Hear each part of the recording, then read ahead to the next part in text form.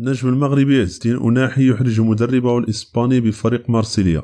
قدم النجم المغربي عز الدين أناحي مستوى متميز مع المنتخب المغربي في مباراته الودية أمام بوركينا فاسو، وسجل الهدف الوحيد في المباراة والذي منح الأسود الفوز بالمواجهة. وكان عز الدين أناحي نشيطا للغاية في خط وسط المنتخب المغربي، وخلق الخطور على مرمى الخصم باختراقاته المميزة وتمريراته الدقيقة لزملائه. وبهذا يكون أناحي قد ضرب عصفورين بحجر واحد من خلال المباراة أمام بوركينا فاسو، حيث استعاد جاهزيته الفنية والبدنية مع الأسود، وطمأن المدرب وليد الركراكي خصوصا بعد الإصابة الأخيرة التي مر بها. ووجه بالموازاة مع ذلك رسالة قوية لمدربه بفريق مارسيليا الإسباني مارسيلينيو غارسيا تورال، الذي يتعمد تجاهل النجم المغربي ولا يمنحه الفرص الكاملة للعب، حيث صرح قائلا: لا تنتظروا أن تروا أناحي كثيرا، ما يعني إبقاءه في دكة البدلاء. يذكر أن من يتابع الإمكانيات التي ظهر بها أناحي مع الأسود سيتأكد أنه يستحق الرسمية في فريق مارسيليا، وأن مدربه هو من لا يجيد استغلال هذه الإمكانيات، حيث قام بإشراكه سابقا في مباريات كجناح،